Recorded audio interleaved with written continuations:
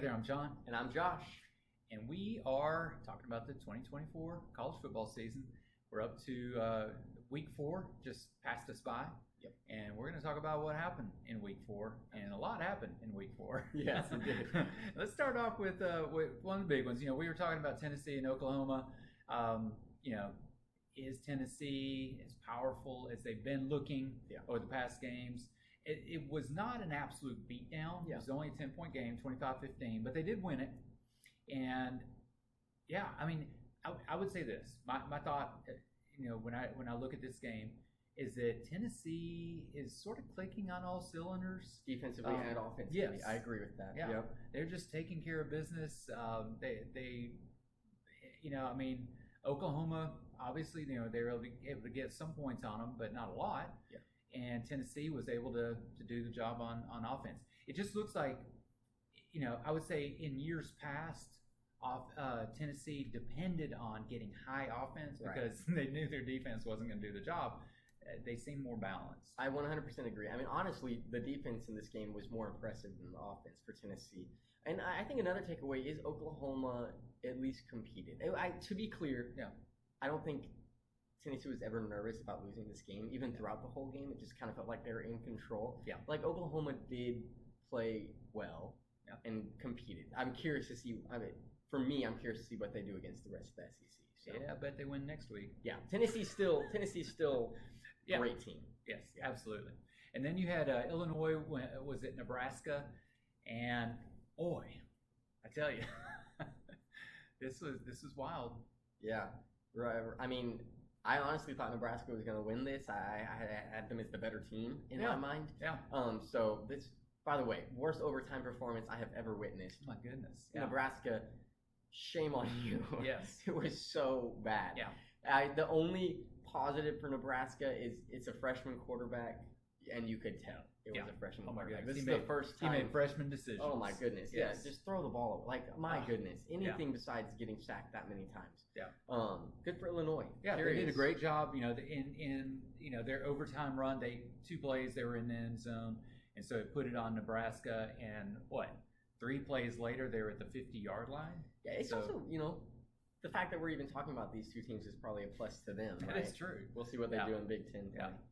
Okay, Georgia Tech was at Louisville, and honestly, Georgia Tech did a pretty good job overall. Obviously, Louisville won this one 31-19, and that was Louisville's really their first solid win. Yeah. It's not against a powerhouse, but Georgia Tech has not done bad. Yeah, they beat Florida State. That's right. Stop. Okay, but this is a more solid win for Louisville than a good conference. And it's a W. Yep. Yeah. Then Kansas State, number 13. By the way, the Big 12 in disarray. Yeah. I don't even know what's happening in that conference. So they were at BYU, and BYU brought the hammer 38-9 over Kansas State. They beat them every possible way you could get beat. Hey, BYU is now undefeated. Curious to see if they are the front runner for the Big 12 now, depending on. Beating Kansas State this badly after some of Kansas State's solid wins so far this season. Yeah, good for BYU. And again, most teams at this point, they don't have a lot of conference games played under their belts. But this is really solid for BYU and Kansas State. I think they're like 0-1 now in conference. So. Yeah, that's tough. It is tough. And then Arkansas at Auburn. And once again, Auburn could not pull off a win. Arkansas won this 24-14 in front of the home crowd. Go ahead. Bring it. Moment of silence for any Auburn fans. And this quarterback situation. Imagine benching your starting quarterback and then Thorne coming in. That's your hope? That is wild. Yeah. There is no positive light that is seen in this situation here, right? Yeah. Your freshman quarterback who you've been playing, who you were like, this is the guy after last week. Even I was like, maybe he's actually going to do something. 3 interceptions. We said that. 3 interceptions in the first half, man. Yeah. Looked dismal. Yeah. Arkansas, honestly, Taylor Green looked pretty bad too. But when you're playing the worst quarterbacks like Auburn has, it doesn't really matter as much. That's true. Embarrassing. Ooh, good win for Arkansas, though. Yes. Yeah.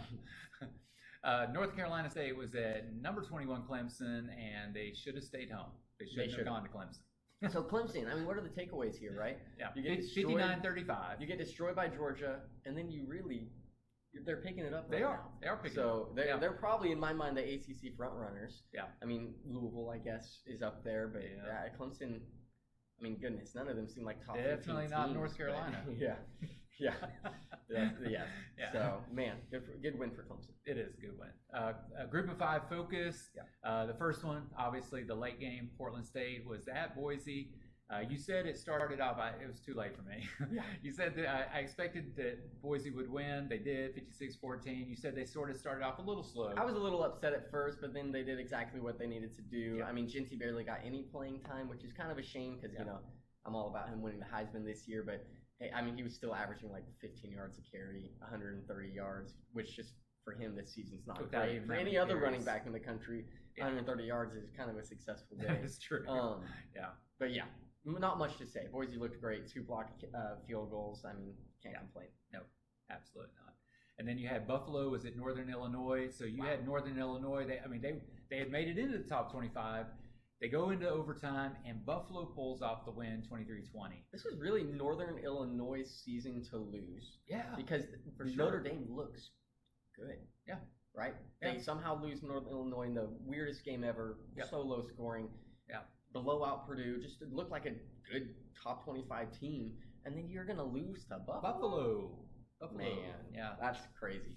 Yeah. The group of 5 is in disarray right now. Yeah, in terms of their conferences. Speaking of disarray, Memphis was at Navy, and Memphis lost this guy. Again, this is another one of these that sounds like a basketball game. It was 56-44. Navy, undefeated still, by the way. Yeah. I mean, I'm curious to kind of see, maybe Navy's better than I anticipated. Do they still run the triple option? I honestly don't know. I also don't know. Yeah. I'm curious if they do or not. But Memphis, man, they were right at the cusp of a top 25. Yeah. Just beat Florida State. Marquee win right there for them as well. Them and Georgia Tech. Hey, Florida State beat California. That's Shout right. out to them. That's right. They did. Good for DJ. Yeah. And Co. They got a win in there. That's right. But crazy loss for Memphis. It is. It is. Yeah. East Carolina was at Liberty, and Liberty did pull off the win. Not a convincing win, not a powerful one, 35-24, but still a win. I'm preying on Liberty's downfall, so I don't have to talk about them ever again in the rest of the year. I sure don't want to see them go to another bowl game and get destroyed. We'll see what happens. And then Vanderbilt was at number 7 Missouri. The classic group of 5 of and Vanderbilt, Missouri. No, we made a talk about this earlier, but man. To overtime. Yeah. Vanderbilt just lost to Georgia State last week. Yes. Right. Georgia State. I cannot understate how bad losing to Georgia State is. And then Missouri, you're going to almost lose? Yeah. I mean, to be clear, Vanderbilt had this. Yeah. And they let Missouri come back and win this game. Yeah. I mean, the SEC is an interesting situation. We didn't talk about it, but A&M almost lost to Bowling Green. Yeah. So there just seems to be a blatant gap. There is. In the SEC right now in terms of skill, and I'm starting to think Missouri might be on that upper end based off this game. Okay. So. All right. Okay, let's talk about the upset predictions, how they went. 1-1. We should just ignore the first 2 weeks of the season because that makes me 2-2, you know. USC, number 11, by the way, at 18 Michigan.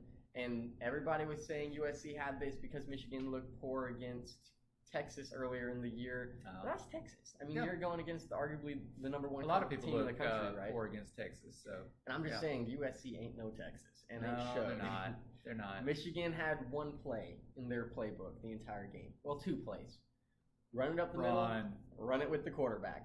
Right? It was either Orgy or Edwards. And we knew it was, or Mullings. Yeah. And we knew that, you know, if they threw, it was not a good idea. Yeah. You know, that's just the bottom line for Michigan. Don't throw the ball. It's honestly, you only have one thing. Probably one of the toughest ways to lose is the way USC lost, right? Because as a fan, you're watching this. As a coach, you're watching this, and you're going, they're going to run the ball. Yeah. And then they run the ball, and then they get 6, 7, 8, 9. And actually, USC, you know, outside right at the beginning of the game, USC had done a good job in shutting down Michigan's run. I mean, not, you know, they had contained it pretty well. But then, right there at the end of the game, I think there were 4 minutes left, and Mullings gets a 56-yard run, which gets him down in range with not a lot of time on the clock. And we were just sitting there saying, if Michigan gets it in there, this It's game is over. And it was. And that's what it was. So, yeah.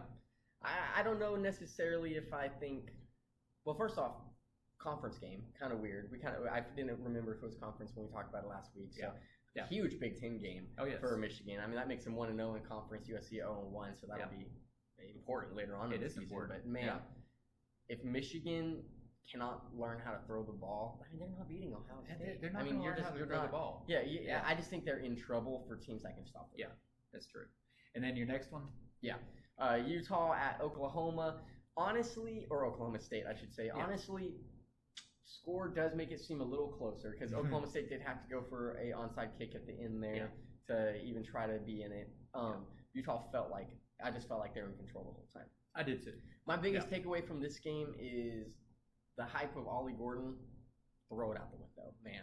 This guy's done nothing since the beginning of this season. This is 4 weeks for him to have shown that he was quote unquote the number one running back in the country. I would take Ashton Jeanty 1,000 out of 1,000 times over Ollie Gordon. Granted, I'm biased, but still, Utah. That's a big conference win for them too. So yeah, absolutely. Yep, it is. Yeah. Well, okay, that was our week 4. Join us when we are going to jump into week 5.